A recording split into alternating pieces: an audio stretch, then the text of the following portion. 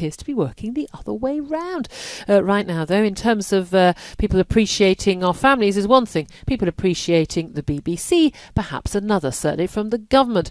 The government cabinet minister, Oliver Dowden, and the Culture Secretary, has written an open letter to the head of the BBC, accusing them of bias after a Panorama show last week asked, has the government failed the NHS? And every single NHS worker they found to speak out about the shortages of PPE just happened, quite by chance, to be a staunch Labour activist. Not someone who just supported Labour, no problem with that, but a staunch Labour activist. And of course, this wasn't told to the viewers. Well, we're going to talk about that and a few other topics as well with our next guest, editor of Spiked Online, Brendan O'Neill. Good morning to you, Brendan. Hi, Julia. Now, I mean, BBC bashing is a very popular thing. Look, I've done a lot of work for the BBC over the years. There's lots of things I like about the BBC, so I'm going to hold that out there. That said, I think I, like you, was taking quite a lot of umbrage at the BBC during the Brexit coverage in terms of, I thought, blatant open bias, and I think that's when they lost a lot of the nation when they decided to basically become, the Remoaner BBC, and I think that's when they lost a lot of trust.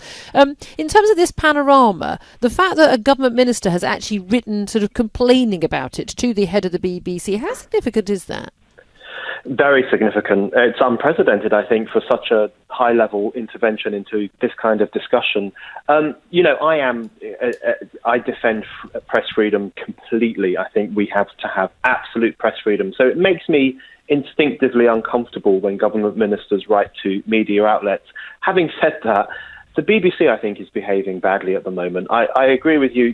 During the Brexit era, it effectively became the Brexit-bashing corporation. It was one of the key promoters of Project Fear. It gave a very skewed view of what was going on in the country and about Brexit and so on. And I think during the COVID crisis, it has let itself down too.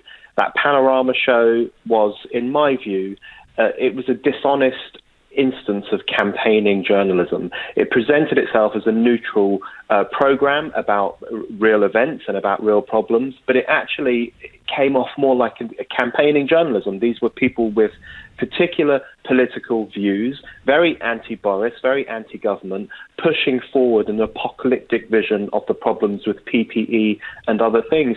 The BBC should have been more honest about what it was doing, and I completely understand the government's anger at the BBC at the moment. And again, there's nothing wrong with somebody being anti-government, anti-Tory, anti-Boris, anti-Brexit, or whatever it is. But the key thing is, under the BBC's own regulations, they actually have more sort of rules and regulations of how they broadcast than even other independent broadcast media. We're all governed by Ofcom, but they have extra rules about being very open about people's biases. So, for instance, pointing out that if someone is outside of the election period, if someone has been or is going to be a political candidate, and pointing out people's allegiances. And this isn't to undermine. Someone could be very anti-Tory, very staunch, staunch Corbynista. It doesn't mean that what they've got to say isn't worth hearing. It isn't correct. But the point is, it's for the viewer to make up their own mind, and you can't make up your own mind if you're not given full information. That's exactly right. And, we know that the BBC has made a few faux pas in this crisis. For example, they reported that the head of an NHS trust was asking Burberry to help provide PPE, but it later turned out that he wasn't the head of an NHS trust, and the BBC had to apologise. The BBC has got to be very careful because they are looked upon by the public as the neutral purveyor of actual news. If you want to know what's happening, you think to yourself, I'll turn to the BBC. If the BBC becomes more biased, if it allows its anti-Boris sentiment to take over its reporting and to pollute its reporting, everyone will suffer as a consequence of that. So I think it's absolutely right to keep the BBC on its toes and to call them out when we think they are behaving in an overly political way.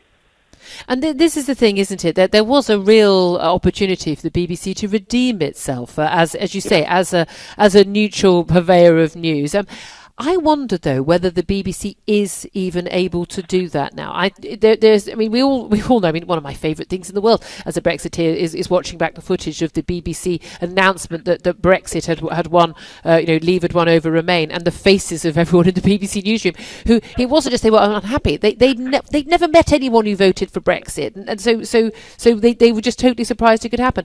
Do you think there's a case that actually the BBC culture now and this one thought culture, Guardianista, Remain, Labour, Lib Dems, and it is now so absolutely just stuck in mud on this that it's impossible to change that culture. Do you think this is the beginning and the end of the BBC? Because there'll be a lot of people like me. I'd like to keep lots of aspects of the BBC. I'd like them to get down to just back to some, a tighter version of themselves that costs a lot less. I don't want people going to prison for not buying their BBC licence fee and things like that. But do you think they are irredeemably lost now in terms of the culture think that they're in? I fear that they are. In my darker moments, I think the BBC might be a lost cause now because they've gone so far down the road of becoming, as you say, Remoaner, Guardianista, having all those views that you see in certain sections of society, which are not reflective of general public opinion, which are not reflective of how the general public thinks. One of the problems is that the BBC, like much of the media, increasingly draws its members of staff and its leaders and everyone else from a particular section of society. They tend to have the same views. They're very sniffy about Brexit. They think Boris is basically evil. And when you create a political momentum in a news organisation like the BBC, you create so many problems. So I increasingly think the BBC does some wonderful things, but I really think that as a news outlet, as the station that tells us what's happening in the world, I think it has compromised itself, and it will be definitely incredibly hard for it to recover its old reputation.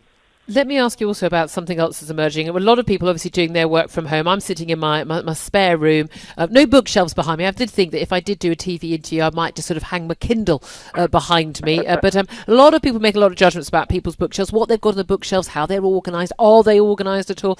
Everyone's having wonderful little insights into people's homes. Well, yesterday, Michael Gove, he did an interview, and Sarah Vine, his wife, who's a Mail on Sunday columnist, she tweeted out some pictures of their bookshelves. And Owen Jones, you remember him, tweeted out, why does Michael Gove and his wife own a copy of a book by David Irving, one of the most notorious Holocaust deniers on earth?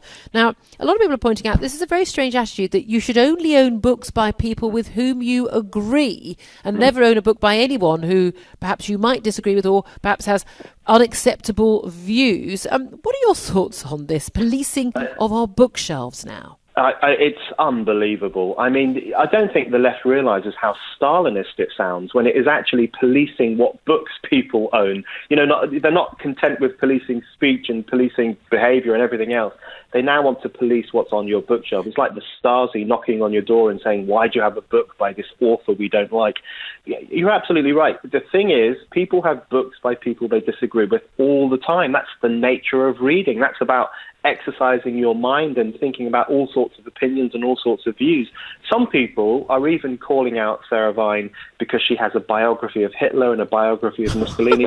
I've got a biography of Hitler. I did it. I've got them. I did it for A-level. You had to have them. It's so crazy, and I think it really does demonstrate this kind of pretty nasty authoritarian streak, in fact, when you can't even tolerate people having certain books by authors that you don't like, or even by people we all agree are pretty awful people. Yeah, well, I have to say, Ian Austin, who was the former Labour MP who was adopted by Jewish parents, and he's pointed out Michael Gove has done a huge amount to promote Holocaust education, commemoration and remembrance, and he's been steadfast in his opposition to anti-Semitism too. He's pointing that out to Owen Jones, bearing in mind that Ian Austin left the Labour Party over its anti-Semitism under Jeremy Corbyn. Owen Jones worked to get someone I believe 100% is anti-Semitic, Jeremy Corbyn to number 10. So I think we can safely say that the bookshelves perhaps aren't an indicator of one's